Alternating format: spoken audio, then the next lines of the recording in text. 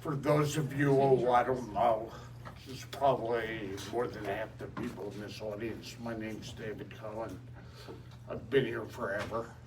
I'm going to talk about vasculitis, okay? The goal of this lecture is really an introduction to vasculitis and to go over what you need to know, how to recognize it, how to classify it. I'm not going to focus on the treatment. Thus, this is called vasculitis 1. Next. Okay, now the definition. This is what a vasculitis is.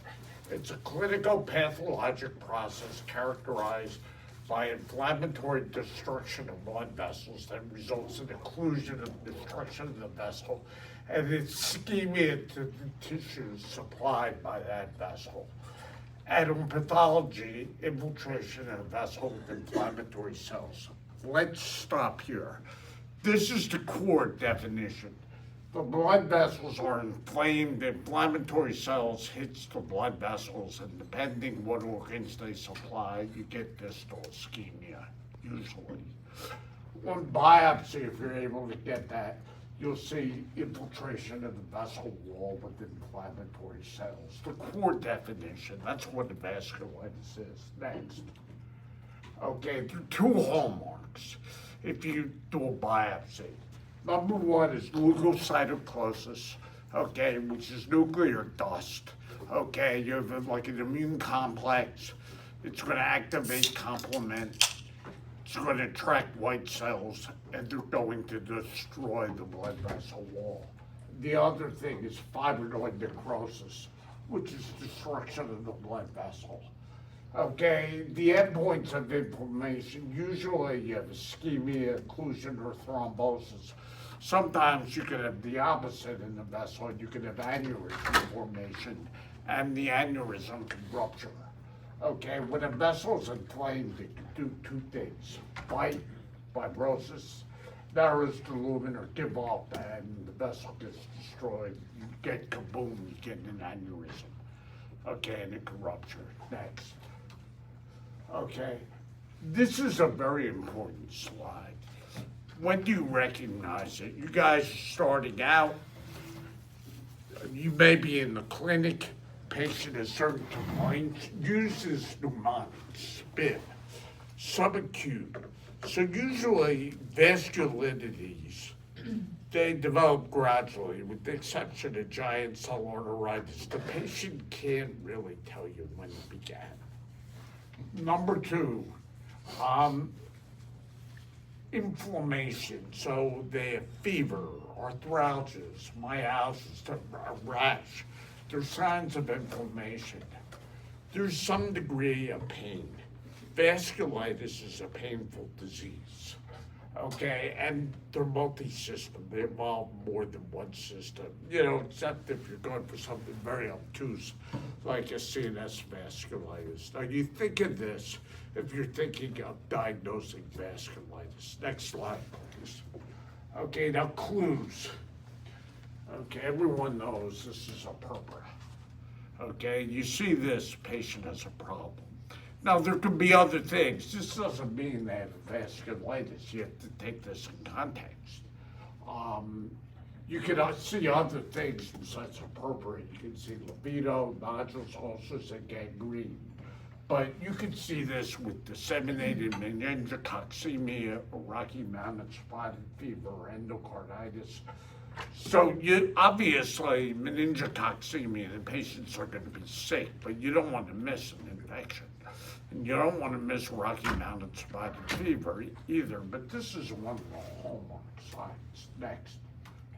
Neurologic, mononeuritis multiplex. This is due to infarction of a named nerve, one at a time. And you see asymmetry and asynchrony, more sensory than motor. Okay, so you're gradually knocking off nerves. Where do you see this? You can see it in diabetes. We don't see it as much with it. A compression injury, you're obviously going to have a history for that, but this is something where you need to think of vasculitis. EGPA, it used to be called church stress. That actually has the strongest association with this. Next. the eye, you can see scleritis, deep bruise-like appearance. You can see this in other diseases, Lyme, sarcoid, laboratory mouth, but you can see this with the vasculitis also. Next. The kidney. If you suspect vasculitis, especially those of a certain type, especially if the kidney function's altered, you're gonna look for red cell casts.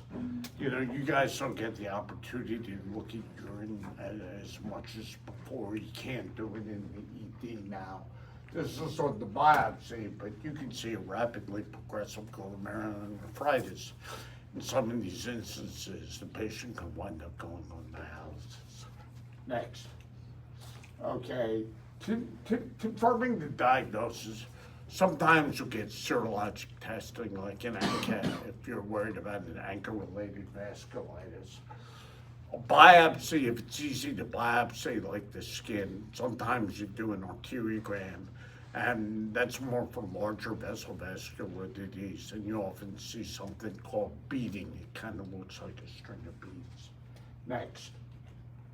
Okay, now, the SED rate. An elevated SED rate doesn't mean vasculitis. So, you can't say, well, I think this patient has a vasculitis, I'm going to order a SED rate. If it's elevated, they got a vasculitis, I'm going to put them on steroids. You cannot do that. So basically, with inflammation, you have IL-6, goes to the liver, produces fibrinogen. Fibrinogen causes red cells to clump together. So really, SED rate's a poor man's fibrinogen. You have to adjust it for age. Age divided by 2 is top normal. Women tend to run higher, so with a woman, age plus 10 divided by 2. If the SED rate's sky high, if it's greater than 100, there's something going on. And the major things are either cancer, a chronic infection like SBE or osteomyelitis, or a vasculitis or a rheumatologic inflammatory disorder. Next. CRP is also made by the liver, IL-6. This goes up quicker, it also goes down quicker. Thing with the SED rate, one of the conditions that causes the highest SED rate are the plasma cell dyscrasias like multiple myeloma, but their CRPs are not elevated. This will decrease quicker than the SED rate. Other tests of inflammation, hypoalbuminemia, thrombocytosis, anemia, ferritin, haptoglobin, and gamma globulin elevation of serum protein electrophoresis. Next. Okay, so if you're thinking of vasculitis, you can't say vasculitis, you have to think of a specific disease. So you have small vessels, also capillaries, arterioles, and venules. Then you have medium, they could also sometimes also involve medium-sized vessels. Medium vessel vasculitis, arteries that go, they involve named arteries. Okay, arteries that go to specific origin, hepatic artery, the splenic artery, whatever, visceral arteries. And large vessel is the aorta and the great vessels. These vessels have elastin, okay, and they're directed towards major body reasons. Here, they're directed towards organs. Here, a lot smaller. Next. Okay, small vessel involvement. What do you see with that? That's where you see the palpable purpura. You could also see the glomerulonephritis, small vessel involvement, pulmonary hemorrhage. This is small vessel vasculitis. Next, medium vessel vasculitis. Okay, mesenteric ischemia. Okay, this patient obviously has a problem. You can see cutaneous ulcers, moderate neuritis, multiplex. But this is, this is infarcted bowel. Mike, would you like this to be you? No. Okay, I mean, this is the end result of this. You kind of want to get to before that occurs. All right, next. Okay, now, giant cell arteritis, let me tell you, you're going to see this. This is really the most common vasculitis, and you will see this in your practice. You'll see it in the clinic. And those of you, if you go into primary care or hospital medicine, In certain subspecialties, you will see it. Okay? It used to be called temporal arteritis, but it doesn't always involve the temporal artery. Large vessels, people over 50, usually they're a lot older. It could involve the thoracic aorta, and that's important. And sometimes you need to get a PET scan or a CTA. And a lot of these patients have aortic inflammation. You can't miss this because somebody could go blind. You can't take any chances. And you could wind up, as I have during my career, seeing people with headaches on Friday afternoons, and you have to get a stat rate on them and treat them with steroids. The other thing, in FUO, in an older person where you can't identify a cause, this is something you think of. A clue, blue vision ischemia to the cones. Okay, so if you have somebody with a headache complaining of blue vision, they need to be treated, with high-dose steroids, need ophthalmology involved in neurology. About 50% of these patients have polymyalgia-like symptoms, neck pain, shoulder pain, hip pain. That's a question you have to ask also. Next. This is a biopsy. See these granulomas. You need about 1.5 centimeters on the biopsy of the temporal artery. You have skip lesions here, so you just can't get a little piece. Thanks. Okay, this is the other one, not as common, but this exists. Takayasu's arteritis, under age 40, more common in women. Involves the aorta and branches, and you don't have to be of East Asian ancestry to have this. And it's called pulseless disease because you can knock off pulses. Next. Okay, now this is something you probably don't think about too often. It's inflammatory AAA. AAAs are different. They're usually atherosclerotic. And these people may smoke. And it's actually an allergic reaction to cholesterol. And if you remove the diseased part of the aorta, you could correct the vasculitis and get the patient, and you get them to stop smoking. And this is like the only cause of vasculitis that you can treat surgically. Back in the day on Thursday morning when we would run Medical Jeopardy, and I guess there's an outside shot, we may resume it this spring. This is a favorite question of mine. Next. There's a picture of it right here. Next. Okay, these are some other causes. Behçet's syndrome, you see that with the aorta interstitial keratitis, vestibular involvement. I've seen a couple cases of this, sarcoid and spondyloarthropathies like HLA-B27 diseases like ankylosing spondylitis. Not common. Next. Okay, medium-sized vasculitis. The prototypical disease is polyarteritis nodosa. Usually occurs in branch points. The lungs are not involved with this, neither is the spleen. And the kidneys, not the glomeruli, you don't have proteinuria, but the intralobular arteries of the kidneys. And you can have renal artery stenosis physiology with hypertension. This is Berger's disease. This is really not a vasculitis, it's a vasculopathy. Kawasaki's disease, you see more in children, and we're gonna forget about this. Medium-sized vasculitis, think of polyarteritis nodosa, not as common now. There's a strong association with hepatitis B, and now hepatitis B is treatable, but you still have to think about it. You may see it. Next, small vessel. You can divide this into two categories, small and very small. So the small vessels are the ANCA diseases, which could also involve medium-sized vessels. So you have GPA, which used to be called Wegener's, that's long before your time. MPA, microscopic polyangiitis, EGPA, used to be called Church-Strauss. And then you can have drug-induced PTU, minocycline hydralazine. These people aren't really that sick, and most often involves the skin. And then you can have immune complex, which involves the capillaries and post-capillary venals. You can have the kidney involved, where you have glomerulonephritis, the skin, where you have purpura, and peripheral nerves. Next. Okay, this is Henoch-Schönlein purpura. You see it in kids, you could also see it in adults. I think like 3 years ago, I had a case that's presented to me in morning report. But you see the buttocks here. They have GI and renal disease.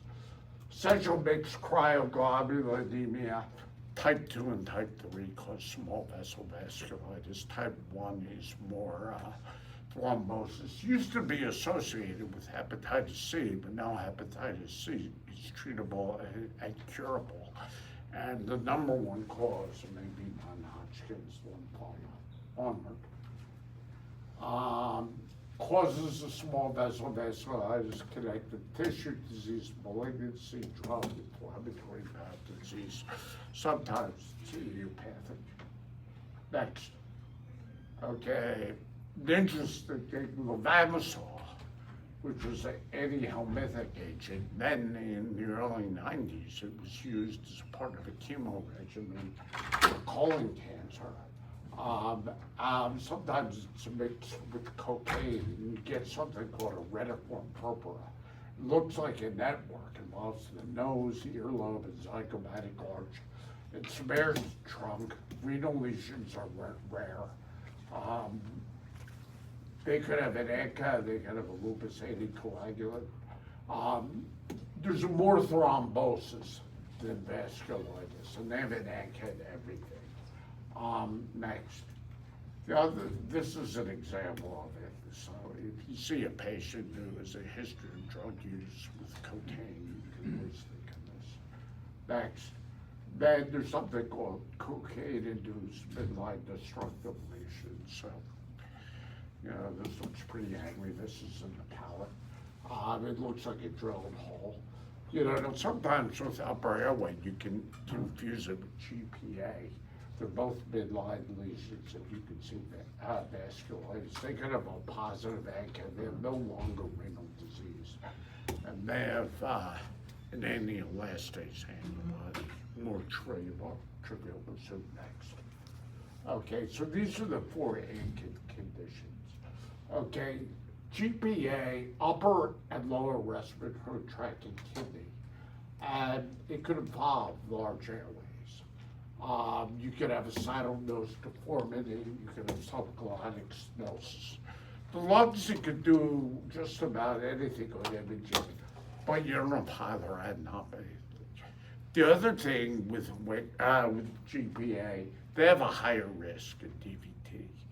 GPA and Behçet's syndrome and the 2 vascular diseases that have an association with VTE.